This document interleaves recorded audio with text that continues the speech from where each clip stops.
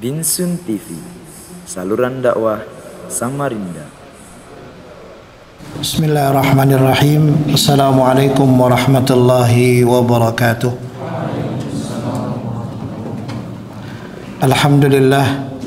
Alhamdulillahi rabbil alamin, wa bihi nasta'inu ala umuri dunya waddin.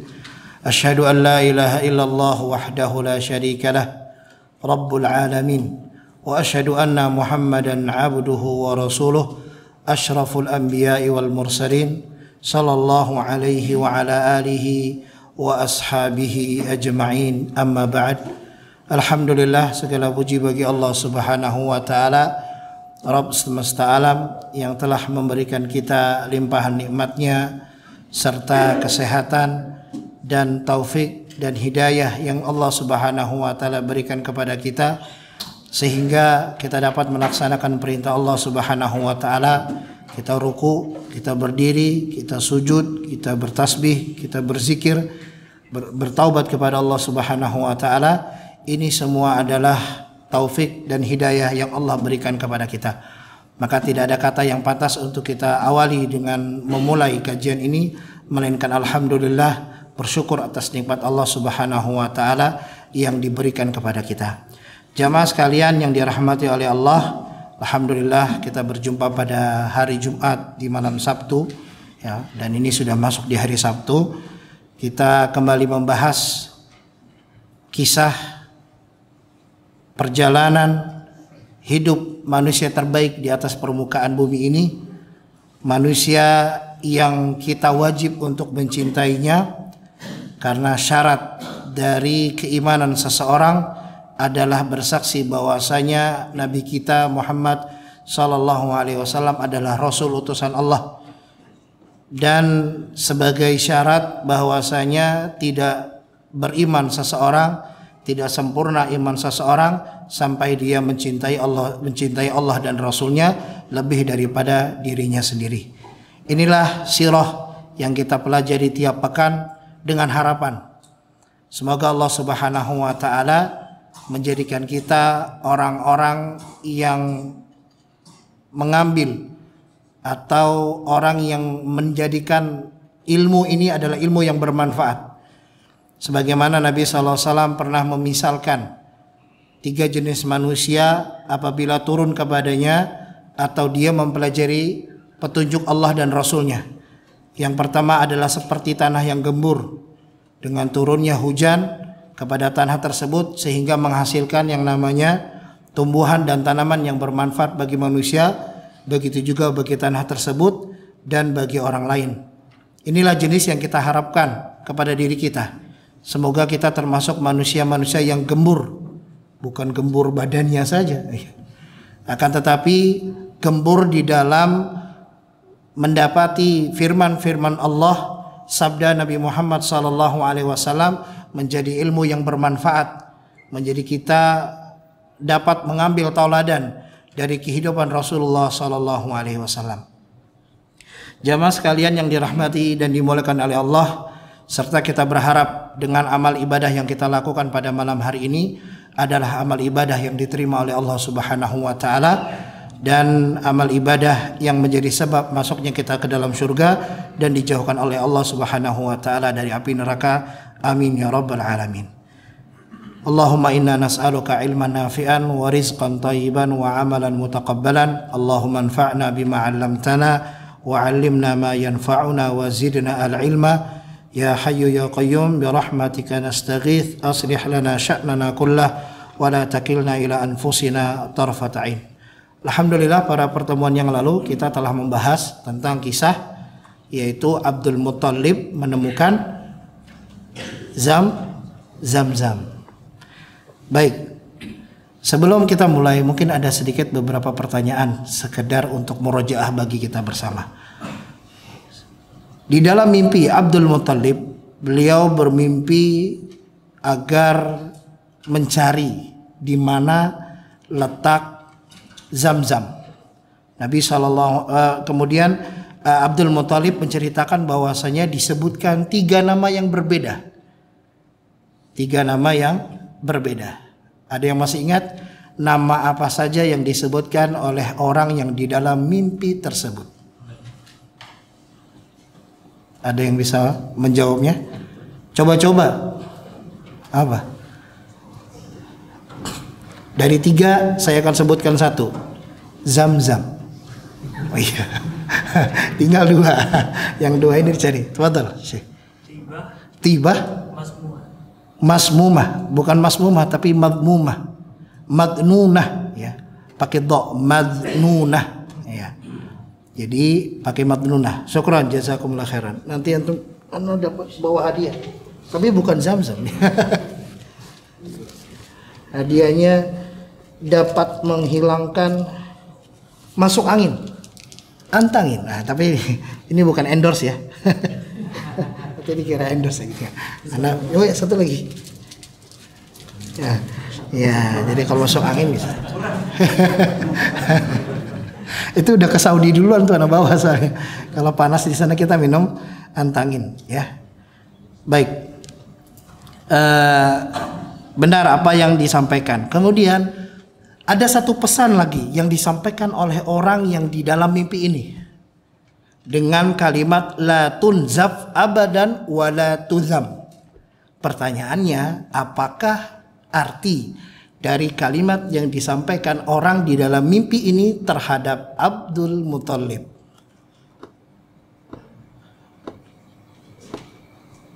Tetot. Ada yang bisa jawab? Coba-coba nggak masalah. Ya, coba-coba berhadiah. Silakan Syekh, mau jawab Abbas? Apa jawab? Apa maksud dari perkataan orang yang di dalam mimpi ini? Dia akan selalu terus mengalir dan tidak akan habis selamanya. Masya Allah, mumtaz ya. Dan kita lihat buktinya sampai sekarang. Tatkala Zurhum meninggalkan kota Makkah, maka tatkala itu juga dilupakanlah tentang Zam-Zam. Dan akhirnya diketemukan oleh Abdul Muthalib, dan akhirnya Abdul Muthalib ya menemukan air la tunzafu abadan wa la tuzam, yang tidak akan terputus selama-lamanya dan terus mengalir. Bahkan disebutkan ketika Siti Sarah menemukan ya, Sarah menemukan yang namanya Hajar menemukan Zam-Zam, maka tatkala terlihat air ya, memancar dari di dekat anaknya Ismail, maka jikalau tidak Hajar membuat tempat agar terkumpul Zam-Zam ini, maka Zam-Zam ini akan mengalir sampai hari kiamat. Makanya disebutkan di dalam riwayat bahwasanya kalimat Zam-Zam ini bukan kalimat bahasa Arab, akan tapi sebuah bahasa dari Qibtiyah Misr, karena Hajar dari Misr. Jadi Zam-Zam itu artinya ayo berkumpul Zam-Zam. Itulah disebut dengan Zam-Zam. Baik. Pertanyaan selanjutnya. Nanti hadiahnya. Biasanya buat orang pintar minumnya tolak angin. Ya baik, ini ya, nanti bisa antum ambil. Kemudian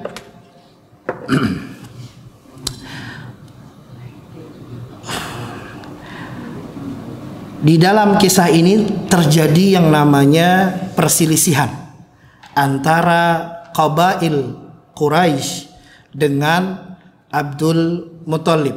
Mereka berharap kami juga berhak untuk mendapatkan keutamaan memberikan minum bagi orang-orang yang berhaji ke Mekah. Begitu juga kami berharap kami orang-orang yang menjadi pelayan bagi para mu'tamirin dan orang-orang yang berhaji ke Makkah. Jadi mereka ini berebut untuk menjadi orang-orang yang melayani orang-orang yang beribadah dan mentaati Allah Subhanahu wa taala. Ini sebuah keutamaan. Nah, kemudian akhirnya di tengah perjalanan ya, mereka tidak setuju dengan apa yang dilakukan oleh Abdul Muthalib. Kemudian Abdul Muthalib ingin mencari seseorang. Mencari seseorang agar ya menentukan ya apa yang harus mereka selesaikan nih sehingga kabilah Quraisy setuju dengan Abdul Muthalib yang mencari mencari sumurnya, dengan orang kabilah-kabilah yang tidak setuju ketika Abdul Muthalib menjadi yang satu-satunya mencari Zam-Zam tersebut. Pertanyaannya, bingung ya? Pertanyaannya, siapakah nama anak yang menemani Abdul Muthalib? Silakan Ustaz. Haris, Masya Allah ya. Haris adalah seorang anak yang baru satu ya, yang menemani Abdul Muthalib mencari Zam-Zam. Baik.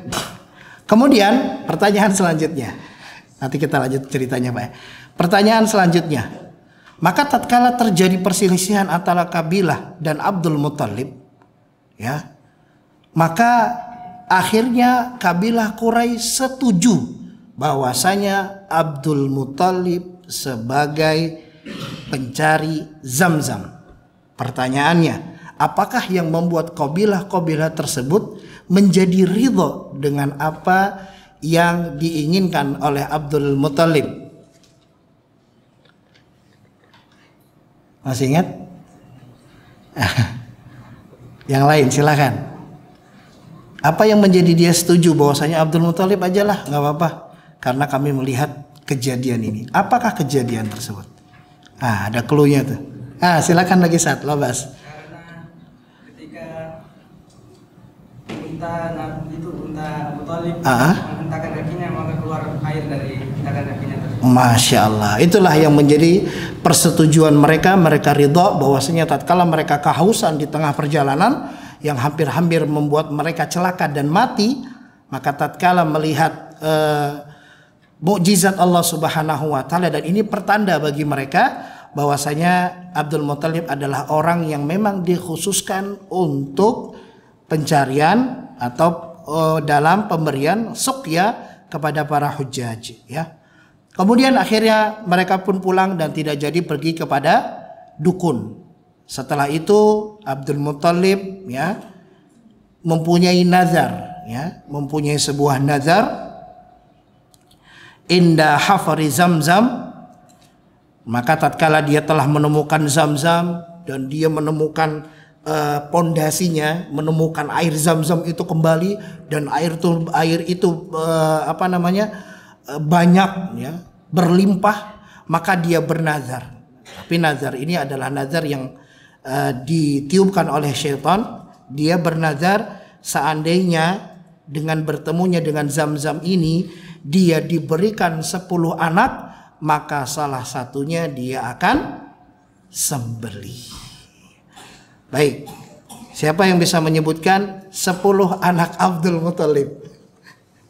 Ada yang siapa anaknya Abdul Muthalib?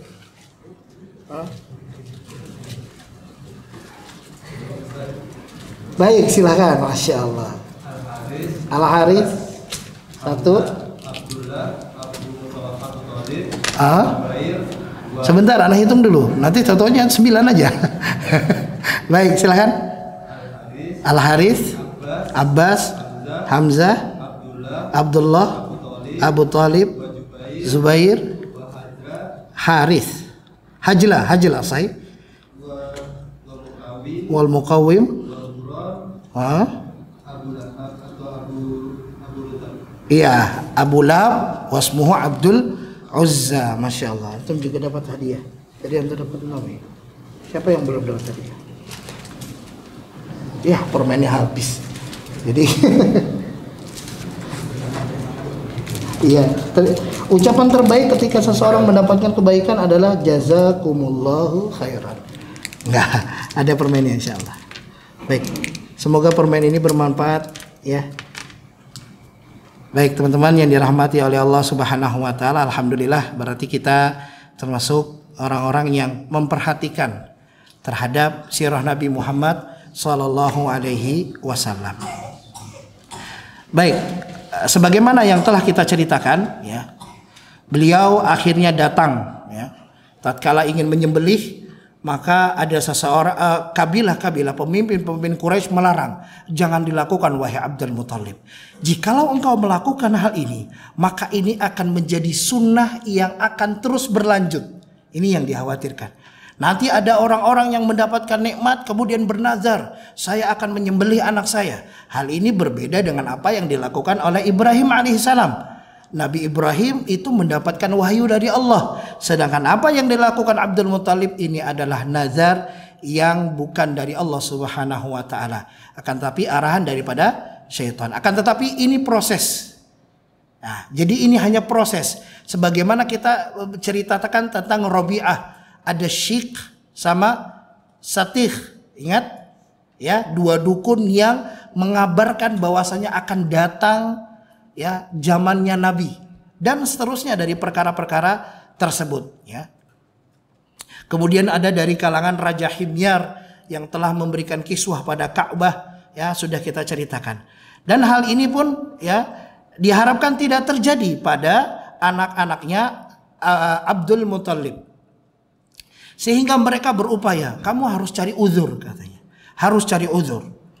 Bagaimana cara dia mencari uzur? Ya, dia diperintahkan untuk datang kepada seorang dukun ya yang berada di kota Hijaz, yaitu di kota Madinah ya, agar minta apa namanya ya? Kalau sama dukun itu minta apa? Wangsit. Ya. Minta wangsit, kira-kira ilham apa yang disampaikan kalau tidak menyembelih anaknya Abdullah. Karena tatkala di dalam Ka'bah itu ada satu berhala yang bernama Hubal, itu berhala besar.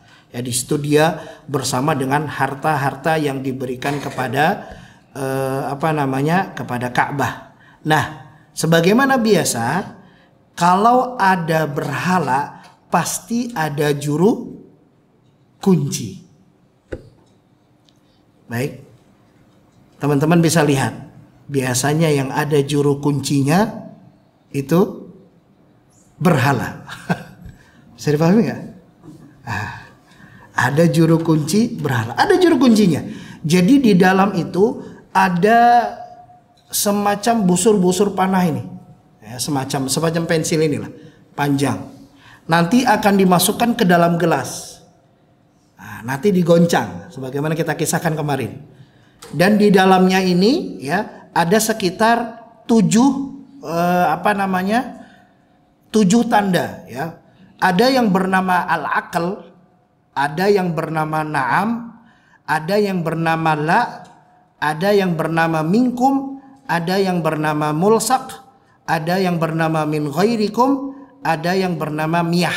Jadi 7. Nah, itu nanti kita akan coba jelaskan berkaitan apa saja sih, tapi Anda rasa tidak terlalu penting, tapi terkait dengan sejarah kita akan kisahkan apa maksud-maksud dari hal tersebut. Contoh misalkan, kalau mereka mau mengkhitan anaknya atau menikahkan seseorang atau ingin menguburkan mayit, ausyaku fi nasabin ahadihim, atau dia mengeluh tentang nasab seseorang, kira-kira nasabnya ini benar nggak ke fulan, maka mereka akan pergi ke Hubal.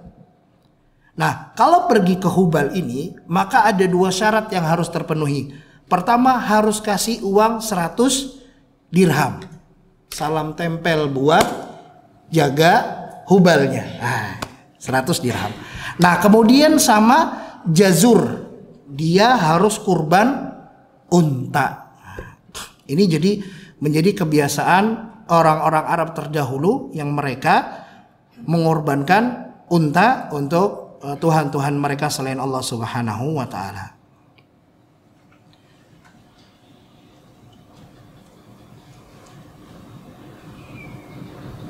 Kemudian tugasnya ya, tugas daripada penjaga atau juru kunci tadi adalah tugasnya menggoncang-goncangkan alat tersebut agar keluar namanya. Dan sebagaimana telah kita kisahkan bahwasanya yang dilakukan oleh Abdul Muthalib adalah menulis semua nama anak-anaknya berada di kayu tersebut ya. Kayu tersebut agar digoncangkan. pertama kali goncang, ya digoncangkan, maka yang keluar adalah nama Abdullah. Maka tatkala keluar nama Abdullah, Abdul Muthalib sudah berencana, saya akan sembelih Abdullah. Akan tetapi semua orang melarang, jangan. Bahkan anak-anaknya pun melarang, karena Abdullah ini termasuk anak yang paling kecil, yang paling disayang oleh Abdul Muthalib. Jadi jangan, sampai semua saudaranya pun sayang kepada Abdullah. Sampai akhirnya mereka mengusulkan agar engkau datang kepada seorang dukun, yang dukun tersebut mungkin memberikan kamu wangsit, sesuatu yang bisa menggantikan Abdullah. Maka tatkala Abdul Muthalib datang kepada dukun tersebut mengatakan sesuatu, kata dukunnya, besok. Hari ini jinnya masih libur. Nah, ini tambahan dari anak. Besok aja katanya, nggak bisa langsung. Akhirnya besok, akhirnya dapat kabar terbaru bahwasanya ditanya oleh dukun tersebut, berapa pembayaran dia kalau seorang terbunuh di antara kalian. Maka Abdul Muthalib mengatakan 100 unta. Baik, kata beliau, kata dukun tersebut, kalau keluarnya nama Abdullah, kamu harus mengganti dengan 100 unta. Ya, sampai nanti keluarnya unta. Ya, jadi akhirnya dimasukkan lagi jadinya 10 anaknya ditambah 1 ibil, unta. Bisa dipahami. Jadi yang awalnya adalah 10 tongkat menjadi 10 kayu menjadi 11. Tetapi pesannya kahin tersebut atau dukun tersebut, yang pertama kali kamu harus mengeluarkan 100 unta. Jadi dia berkurban dulu 100 unta, baru goncang. Di goncangan kedua, ya, keluar lagi yang namanya Abdullah. Goncangan ketiga Abdullah, goncangan keempat Abdullah, goncangan kelima Abdullah, goncangan keenam Abdullah, goncangan ketujuh Abdullah, goncangan 8 Abdullah, goncangan ke-9 Abdullah. Berapa kali goncangan? 9. Karena di awal sudah 10 untuk mengganti yang awal. Yang awal kan udah keluar Abdullah. Nah, berarti jumlah 100 unta. Ketika goncangan yang ke-10, maka keluarlah nama unta. Maka alhamdulillah, semua bersyukur kepada Allah dengan takdir, dan mereka mengatakan ilahukum radhiya, Tuhanmu telah ridho dengan apa yang kau lakukan, maksudnya Hubal. Maka Abdul Muthalib tidak percaya, maka dia minta untuk diulang lagi. Digoncang kembali, digoncang kembali, digoncang kembali sampai 3 kali, dan 3 kali keluar nama ibil. Dan saat itulah dikurbankan 100 unta dan Abdullah tidak jadi disembelih. Nah, ini jamaah sekalian yang dirahmati oleh Allah Subhanahu wa taala. Kisah ini begitu terkenal, begitu masyhur di kalangan Arab, ya, dan begitu bahagianya tatkala hal ini sudah ditetapkan oleh Allah Subhanahu wa taala. Akhirnya Abdul Muthalib segera pergi, ya, ke Wahab, ya, ke Wahab. Wahab ini adalah bapaknya Aminah. Siapa Aminah? Ya, istri dari Abdullah, yaitu ibunda dari Nabi kita Muhammad Sallallahu Alaihi Wasallam. Dan ketika itu memang Wahab ini adalah orang-orang yang memang mempunyai nasab, mempunyai orang yang kedudukan tinggi, orang yang terhormat di kalangan Arab, ya, sehingga dinikahkanlah manusia terbaik, ya, tatkala itu, yaitu Abdullah dengan perempuan yang baik, mempunyai nasab yang baik, perempuan yang mulia, yaitu Aminah bintu Wahab. Akhirnya berjalanlah waktu pernikahan, tidak berselang lama Aminah pun hamil. Di dalam kandungannya adalah manusia yang paling mulia di atas permukaan bumi ini. Manusia yang menjadi sebab terbukanya pintu surga. Di perutnya Aminah. Tak berselang lama, tatkala Abdul Muthalib menginginkan agar Abdullah pergi ke kota Madinah, pergi ke Hijaz.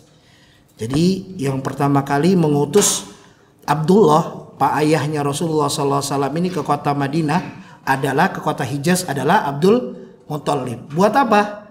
Buat beli kurma. Jadi ya kita ketahui bersama, kota Mekah itu gersang sekali. Makanya kalau teman-teman yang sudah pernah umroh, tidak pernah ada sejarahnya city tour ke kebun kurma di Mekah. Nggak ada. Karena kebun kurma itu adanya di kota Madinah. Macam-macam kurma ada di sana. Salah satunya kurma Nabi SAW, kurma ajwa. Baik, ya. Jadi pergi ke sana. Nah, kemudian beliau mampir kepada Al-Ahwal, ya. Jadi kalau bahasa kita di Indonesia itu ada ammi, ada ahwal, ya, hal. Ammi itu adalah bahasa Arabnya paman atau ammah atau bibi dari sisi bapak. Kalau halun itu paman atau bibi dari sisi ibu. Kalau kita kan sama aja. Acil kah? Acil pokoknya dah. Om, paman, ya kan? Sama aja bagi kita. Tapi bahasa Arab berbeda, ya. Jadi yang dikunjunginya ini adalah yaitu paman dan bibi beliau dari sisi ibunya di kota Madinah.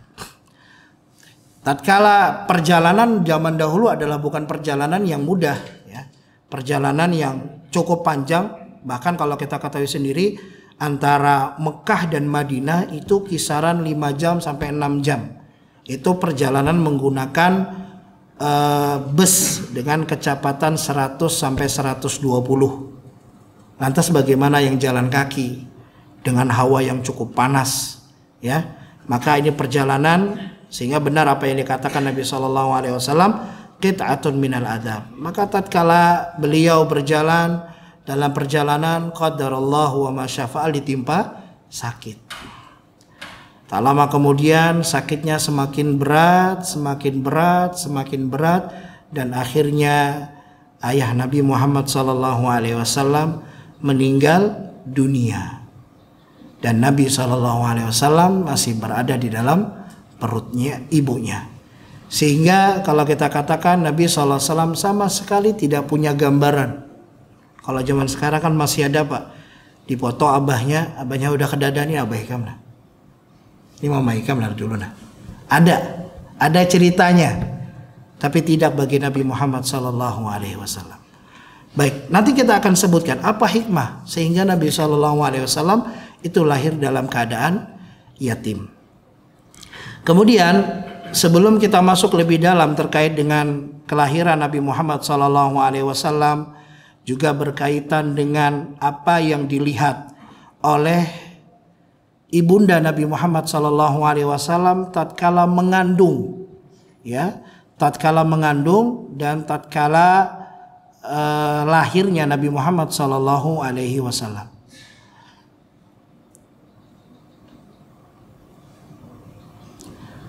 Sebagaimana telah kita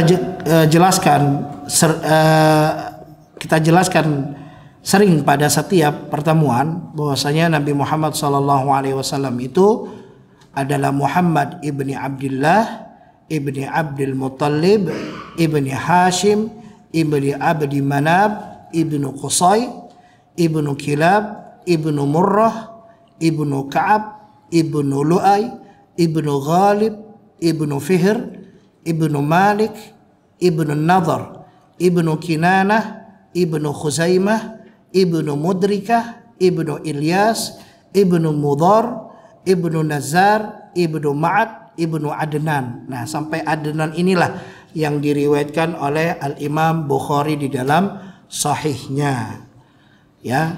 Setelah Adnan ke atas, maka ini terjadi khilaf di antara para ulama berkaitan tentang periwayatan nasab Nabi Muhammad SAW. Akan tetapi yang tidak ada khilaf adalah bahwasanya Adnan itu memang berasal dari Nabi Ibrahim, Nabi Ismail ibnu Ibrahim alaihi wassalam, ya. Baik. Wa akhwaluhu, ya, dan paman dan bibi Nabi SAW dari ibunya adalah min bani Zahrah, ya, Ini riwayat Imam Bukhari. Li'anna ummahu Aminatu bintu Wahab kanat minhum. Baik. Dan sudah menjadi ketentuan Allah Subhanahu wa taala, Allah Subhanahu wa taala menjadikan Nabi Muhammad sallallahu alaihi wasallam adalah setinggi-tingginya manusia, semulia-mulianya manusia di atas permukaan bumi ini, secara nasab, secara kaum, secara qabilah, manusia terbaik. Sebagaimana Nabi pernah bersabda, "Innallaha astafa Kinanah min waladi Ismail." Allah Subhanahu wa taala memilih Kinanah dari anak-anak keturunan Ismail. Wastafa Quraisy min Kinanah, dan Allah memilih Quraisy dari Kinanah. Wastafa min Quraisy Bani Hashim, dan Allah memilih dari Quraisy Bani Hashim. Nabi SAW dari Bani Hashim. Wastafani min Bani Hashim, dan Allah memilihku sebagai menjadi nabi dari kalangan Bani Hashim. Kemudian di dalam hadis yang lain Nabi SAW juga sebutkan bahwasanya Allah Subhanahu wa taala menjadikan yauma khalaqal khalqi ja'alani fi khairihim. Allah itu menjadikan hari terciptanya makhluk terbaik itu pada diriku, kata Nabi SAW. Tsumma hina farqihim ja'alani fi khairil fariqain, ya. Dan Allah Subhanahu wa taala menjadikan aku dalam jenis yang paling mulia di antara dua jenis makhluk Allah, yaitu manusia dan jin. Tsumma hina ja'alal qabail ja'alani fi khairi qabilah, dan Allah menjadikan aku, menempatkan aku pada kabilah terbaik, yaitu Bani Hashim. Tsumma hina ja'alal buyut ja'alani fi khairi buyutihim, dan tatkala Allah membuat, ya, menjadikan tempat-tempat ibadah, yaitu rumah-rumah Allah Subhanahu wa taala, maka aku ditempatkan, dilahirkan di tempat yang terbaik, yaitu di kota Mekkah. Fa ana khairuhum nasaban, aku adalah manusia terbaik dari sisi nasab. Wa khairuhum baitan, dan aku adalah orang yang sebagai penghuni di rumah Allah Subhanahu wa taala. Hal ini juga seperti yang disampaikan oleh Abu Sufyan. Abu Sufyan mengatakan, faqala huwa fina dzu nasabin, ya. Tatkala beliau masih menjadi musuh Islam, beliau berkata jujur bahwasanya Nabi Muhammad SAW itu adalah orang yang memiliki nasab yang tinggi. Baik, apa maksudnya? Maksudnya adalah agar nanti jangan ada orang yang berkata Nabi SAW ngaku-ngaku jadi nabi biar dapat kedudukan yang tinggi. Karena memang dari sisi nasabnya terbaik. Sebagaimana pernah saya sebutkan bahwasanya dari nasab sampai Nabi Muhammad SAW tidak ada satu nasab pun yang hasilnya adalah dari perbuatan zina, nggak ada. Ya, ini dijaga oleh Allah Subhanahu wa taala. Kemudian dari sisi nama, ya, dari sisi nama Nabi SAW itu diberikan nama dengan nama Muhammad. Apa maksudnya? Abdul Muttalib ketika ditanya tentang hal tersebut, kenapa engkau tidak memberikan nama dengan nama Tuhan-Tuhan kita atau nama orang-orang terdahulu dari kalangan nasab kita? Maka beliau mengatakan wa aradu an yahmaduhullahu fis sama. Aku menginginkan bahwasanya Nabi SAW ini menjadi orang yang Allah memujinya di langit, wa khalaquhu fil ard, dan seluruh manusia memuji Nabi Muhammad SAW. Nah, rupanya disebutkan di beberapa riwayat ada beberapa orang yang menamakan anaknya dengan nama Muhammad. Jadi sebagian orang sudah mendengar bahwasanya Nabi SAW itu bahwasanya ada nanti datang seorang nabi yang bernama Ahmad atau Muhammad, sehingga orang-orang yang mengetahui ini ketika lahir anak mereka berharap agar anak mereka menjadi seorang nabi, ya. Salah satunya adalah yang bernama Muhammad ibnu Sufyan ibnu Mujasyi', ya, jaddul Farazdak, ya. Ini Muhammad ibnu Sufyan, ini yang pertama, ibnu Mujasyi', ya. Kemudian orang yang kedua Muhammad ibnu Ahyahah ibnu Jalah, Muhammad ibnu Ahyahah ibnu Jalah. Kemudian orang ketiga Muhammad ibnu Hamron ibnu Rabi'ah. Ini beberapa pendapat yang mengatakan bahwasanya ada orang-orang yang telah menamakan dengan nama Muhammad. Akan tetapi di kalangan orang-orang Arab penamaan Muhammad ini jarang, ya, jarang disebut dengan Muhammad.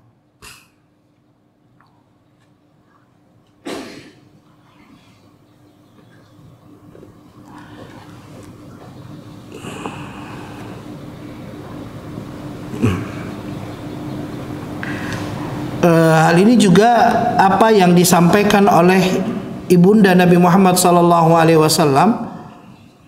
bahwasanya beliau tatkala ayahnya meninggal, ya, dan dikisahkan ketika lahir, ya, ibunda Nabi Muhammad SAW melihat cahaya memancar yang beliau melihat qusur Syam, ya, kerajaan-kerajaan di Syam, ya. Maka perkara yang dimiliki oleh Nabi Muhammad adalah perkara yang besar. Nah, disebutkan bahwasanya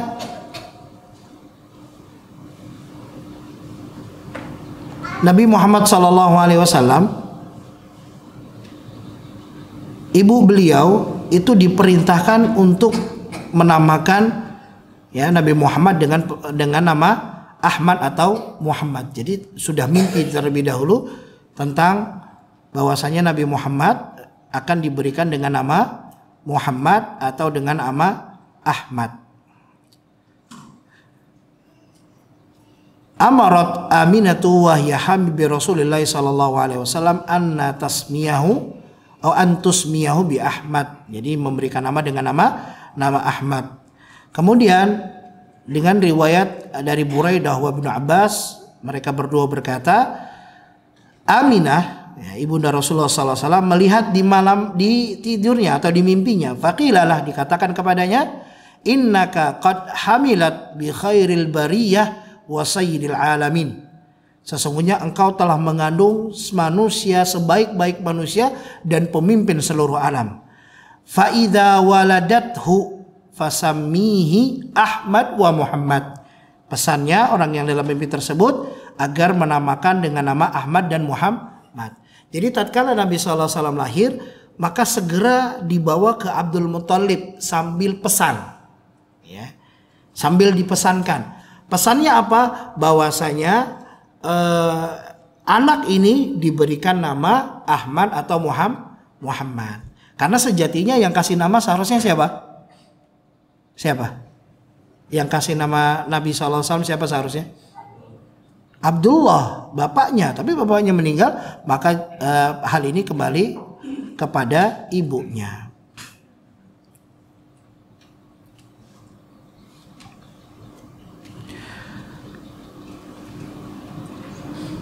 Wa kanat Aminatun tuhadditsu annaha utita hina hamalat bi Muhammad. Faqila la fa idza waqa'a fasammihi Muhammadan. Fa idza ismuhu fi Taurati wal Injili Ahmad yahmaduhu ahlus sama wa ahlul ard wasmuhu fil Qur'ani Muhammada.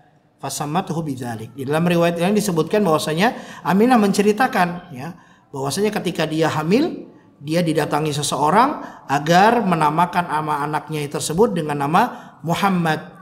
Sesungguhnya nama tersebut adalah nama yang berada di Taurat dan di Injil dengan nama Ahmad. Yahmaduhu ahlus sama, yang dengannya seluruh penduduk langit akan memujinya dan seluruh penduduk bumi akan memujinya, dan itu adalah nama yang di dalam Al-Quran. Makanya ibunya menamakan dengan nama Muhammad.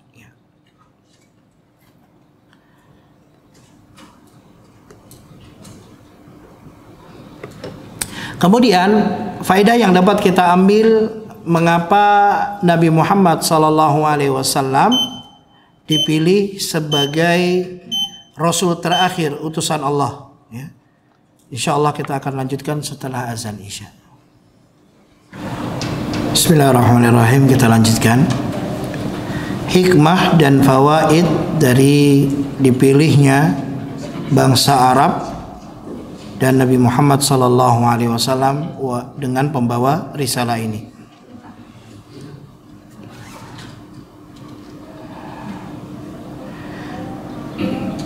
Yang pertama adalah hatta la yakuna li a'da'il islami silahun fi aidihim li saddi an sabilillah wa hatta la yatawahhamu mutawahhim anna risalatahu ma hiya illa wasilatun li ghayah wa hiya taghyiru wad'ihi al-ijtima'i.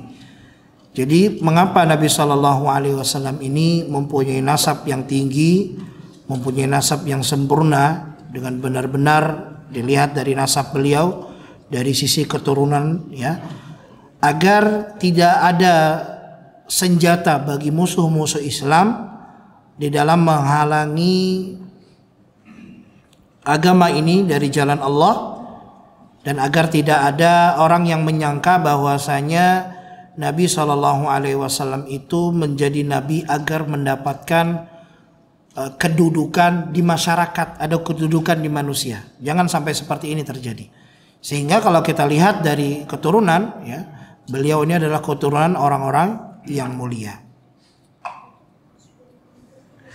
Kemudian yang kedua, anna ikhtiyarullah ta'ala li Nabi Muhammad min al-Arab min dalaili hubbillah ta'ala lahu. Dan salah satu daripada hikmah serta fawaid yang dapat kita ambil bahwasanya pilihan Allah menjadikan Nabi Muhammad dari kalangan Arab adalah petunjuk bahwasanya Allah mencintai orang-orang atau kabilah ini atau suku ini, yaitu suku Arab. Wa hadza yaqtadi minal muslim an yahubbuhum min haitsul jins. Akan tetapi, ya, yang dimaksudkan di sini adalah agar kita mencintai jenisnya Arab, karena Nabi SAW orang Arab. Begitu juga dengan bahasa. Bahasa yang paling dicintai adalah bahasa Arab, dan bahasa Arab itu adalah lughatun sahlatun, mudah, Pak. Ya. Sangat mudah sekali. Contoh, kalau kursi bahasa Arabnya kursi, mudah kan? Akhir bahasa Arabnya terakhir. Apa bahasa Arabnya? Hari akhir.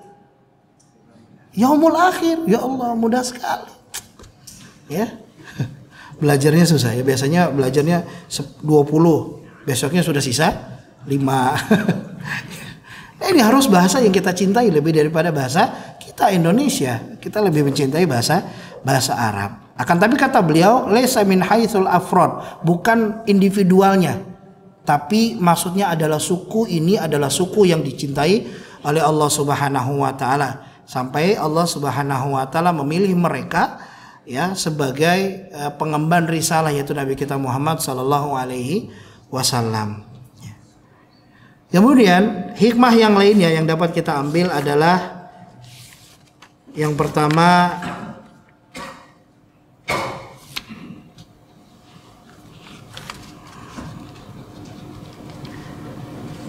bahwasanya hal ini adalah menjadi sesuatu yang telah Allah Subhanahu wa taala perhitungkan dan yang telah Allah Subhanahu wa taala rencanakan. Karena melihat dari kondisi yang ada di dalam Arab ini, ya, entah dari kondisi mereka, situasi mereka, serta letak geografis di dalam Jazirah Arab, sehingga menjadikan sebab, ya, tersebarnya lebih mudah, ya, ke seluruh alam, ya, ke seluruh kota, ke seluruh negara, ya, ke seluruh jazirah, ke seluruh benua, ya, tersebarnya Islam. Ini hikmah pertama mengapa Allah Subhanahu wa taala memilih kaum Arab, ya, suku Arab sebagai tempat diturunkannya risalah. Dan Arab itu terbagi menjadi 3 ya. Yang pertama adalah Arab asli yang sudah punah ya. Yang sudah punah, Arab yang sudah punah. Mereka adalah kaum Samud dan kaum Nabi Hud ya. Ini yang sudah punah, yang udah tidak ada lagi. Allah Subhanahu wa taala telah memusnahkan mereka. Jadi tidak ada lagi kaum Nabi Hud dan kaumnya Nabi Salih, yaitu kaum suku Ad dan suku Samud ya. Ini sudah tidak ada lagi. Dan ini termasuk ya nabi-nabi yang bersuku Arab. Siapa? Nabi Hud dan Nabi Salih. Kemudian Arab asli. Arab asli ini adalah mereka para penduduk Yaman. Ya, orang-orang Jurhum yang datang mendekati Hajar tatkala ditemukan air, yaitu air Zam-Zam ya. Makanya disebutkan al-Arabu huwal Yaman. Orang Arab itu ya Yaman ya. Banyak di tempat kita di Indonesia, termasuk daripada orang-orang asli Arab, yaitu Arab Yaman. Sedangkan al-Arab al-Musta'arabah atau disebut dengan Arab blasteran. Arab blasteran ya, ini adalah Nabi kita Muhammad SAW. Karena kalau lihat dari nasab, maka nasabnya sampai ke Nabi Ibrahim, dan Nabi Ibrahim bukan orang Arab ya. Baik. Kemudian hikmah selanjutnya yang dapat kita ambil adalah bahwasanya ini sebagai penjagaan kemurnian Islam yang berasal dari sumbernya. Sehingga kalau kita katakan Jazirah Al-Arabiyah adalah tempat yang tidak disentuh dengan peradaban Yunani, peradaban Mesir ya, dan mereka tidak memiliki yang namanya perundangan-undangan terperinci sebagaimana dengan kota-kota yang lainnya seperti Romawi, seperti Persia ya. Jadi benar-benar kosong dari hal tersebut, sehingga memudahkan Nabi SAW tatkala mengajak mereka kepada perkara tauhid ya, kepada Islam. Jadi memudahkan Nabi SAW, sehingga diturunkanlah di sana. Tidak sama seperti India, Cina ya, yang sudah kita sebutkan bagaimana kerusakan mereka terhadap keyakinan-keyakinan yang keliru dan perkara-perkara yang jauh daripada kemanusiaan. Kemudian begitu pula di dalam Islam banyak upaya yang dilakukan di dalam mengikis berbagai macam kebiasaan-kebiasaan yang bukan datang dari Islam. Contohnya adalah ketika Nabi Muhammad SAW ya memerintahkan kepada Zaid bin Harithah agar menikahi Zainab bintu Jahash, ya kan? Karena kebiasaan orang-orang Arab, mereka itu tidak boleh menikahi istri bekas mantan istri anak-anak mereka. Karena Zaid bin Harithah dulu Nabi SAW tabani, menjadikannya anak. Jadi sehingga disebut Zaid bin Muhammad. Maka tatkala tabani dilarang oleh Allah Subhanahu wa taala, maka Nabi SAW tidak menisbatkan Zaid bin Muhammad lagi, tapi kepada ayahnya Zaid bin Harithah. Dan Zaid bin Harithah diperintahkan untuk menikah dengan Zainab bintu Jahash. Kemudian tatkala mereka bercerai, maka Nabi SAW menikahi Zainab bintu Jahash. Karena sejatinya Zaid bin Harithah bukan anak Nabi Muhammad SAW. Ini karena kebiasaan orang-orang jahiliyah terdahulu, mereka tidak boleh menikahi ya anak-anak ya bekas istri mantan istri daripada anak-anak mereka, karena sejatinya Zaid bin Harithah bukan anak Rasulullah SAW. Kemudian Allah Subhanahu wa taala menjaga kemurnian ini agar tidak ada pemikiran-pemikiran bahwasanya kalau di Palestina mungkin orang akan berpendapat, oh Nabi sallallahu alaihi wasallam ini perpanjangan dari agama Yahudi dan Nasrani yang dibawa ke tempat tersebut dan lain sebagainya, sehingga diturunkan di negeri Arab. Kemudian hikmah yang kedua adalah bangsa Arab tidak berada di atas agama yang satu. Jadi mereka bermacam-macam sesembahan mereka, menyembah pohon, menyembah batu, ya, menyembah benda-benda langit dan lain sebagainya. Sehingga memudahkan bagi mereka menjadikan satu kepada tauhid kepada Allah Subhanahu wa taala. Kemudian hikmah yang ketiga adalah bahwasanya kejayaan hanya dapat diraih dengan Islam yang murni.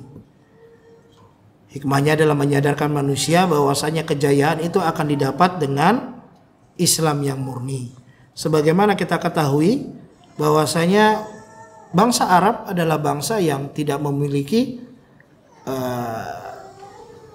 kumpulan para pasukan yang besar atau punya alat-alat yang untuk berperang. Gak punya mereka. Ingat gak kisah yang Abraha ketika menyerang? Ada nggak pasukan khusus yang menghalangi Abraha? Nggak ada kan? Per kabilah satu yang nyerang. Ya mereka bersuku-suku, mereka berpecah belah.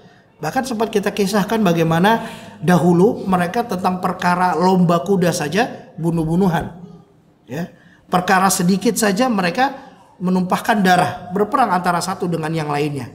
Ya, akan tetapi lihat bagaimana tatkala Allah Subhanahu wa taala ketika mereka berada di atas iman, di atas Islam, mereka mampu menaklukkan Persia dalam waktu jangka 13 tahun, ya. Dan kita lihat bagaimana orang-orang yang sangat luar biasa yang Allah Subhanahu wa taala berikan kepada mereka kemampuan seperti Khalid bin Walid, Amr bin As, Abu Ubaidah, Al-Qa'qa bin Amr At-Tamimi, ya. Ini kisahnya Al-Qa'qa ini luar biasa, ya. Kan kita sering dengar kisah Al-Qa'qa, ya, yang ketika dia diutus oleh Abu Musa al-Asy'ari kalau saya tidak salah, atau Sa'ad bin Abi Waqqas, ya, dia menggunakan taktik datang di pagi hari. Taktik datang di pagi hari, kemudian dia bukan mengumpulkan pasukan, tapi pasukan itu dideret begini, Pak, satu-satu. Wah, dideretin satu-satu. Jadi tatkala pasukan Islam ini sudah mundur ke belakang, dibukan mentalnya gugur, dibuat pasukan musuh mentalnya gugur. Al-Qa'qa itu datang di pagi hari tatkala matahari terbit. Jadi pasukan, Pak, ini matahari terbit, musuh di sebelah sana, bisa dibayangkan nggak? Nah, jadi terlihat, ada pasukan yang membantu. Padahal pasukannya nggak banyak, cuman kalau dideret banyak. Nah, jadi ketika musuh lihat, gede-gede badannya, padahal kena matahari. Kok nggak habis-habis? Iyalah, karena dideret panjang, mentalnya jatuh. Nah, bisa dipahami? Ini salah satu kelihayan daripada Al-Qa'qa bin Amr At-Tamimi. Kemudian disebutkan bahwasanya bagaimana Khalid bin Walid, ya, ketika memerangi Rasulullah SAW ketika kafir di perang Uhud, beliau itu membawa 3.000 bala tentara yang sama sekali tidak berkutik dengan 50 orang pemanah di Jabal Rumah. Maka ketika pasukan Jabal Rumah itu turun, barulah Khalid bin Walid bisa memenangkan. Cuman jumlah yang banyak yang dimiliki oleh Khalid bin Walid tidak dapat memenangkan peperangan di awal peperangan Uhud. Bisa dipahami? Kemudian di perang yang lainnya, tatkala Khalid bin Walid mampu memporak-porandakan 1.200 pasukan Persia hanya dengan membawa 18.000 tentara. Persia sudah pengalaman perang. Persia itu sudah punya gajah-gajah mereka untuk berperang, tetapi tidak mampu mengalahkan pasukan kaum muslimin. Dan banyak lagi kisah-kisah dan sejarah-sejarah menyebutkan bagaimana peperangan-peperangan dimenangkan oleh kaum muslimin padahal jumlahnya sedikit. Allah Subhanahu wa taala berfirman di dalam surat Al-Anfal, sejatinya kemenangan itu dari Allah. Falam taqtuluhum walakinnallaha qatalahum. Sesungguhnya mereka tidak membunuh mereka, akan tetapi Allah lah yang membunuh mereka. Wa ma ramaita idz ramaita walakinnallaha rama. Dan tidaklah kamu melempar dan tidaklah lemparan tersebut adalah kecuali Allah yang melempar. Waliyubliyal mu'minina minhu bala'an hasanah, agar Allah Subhanahu wa taala membinasakan mereka dan memberikan kemenangan pada kaum muslimin. Innallaha sami'un alim. Di dalam surat Al-Baqarah ayat 249 Allah pun berfirman, kam min fi'atin qalilatin ghalabat fi'atan katsiratan biiznillah Berapa banyak kelompok yang sedikit, yang kecil mengalahkan kelompok yang besar dengan izin Allah Subhanahu wa taala. Wallahu ma'as sabirin. Sesungguhnya Allah bersama orang-orang yang sabar. Semoga Allah Subhanahu wa taala menjadikan kita orang-orang yang dapat mengambil hikmah serta faidah dalam kisah-kisah ini, dan menjadikan kita menjadi orang yang berupaya untuk menteladani Rasulullah SAW di dalam kehidupan kita. Ini saja yang dapat saya sampaikan. Yang benar datang dari Allah, kekeliruan itu datang dari saya sendiri dan kurangnya ilmu saya. Kita akhiri dengan doa kifaratul majlis. Subhanakallahumma wa bihamdika, asyhadu an la ilaha illa anta, astaghfiruka wa atubu ilaik. Assalamualaikum warahmatullahi wabarakatuh.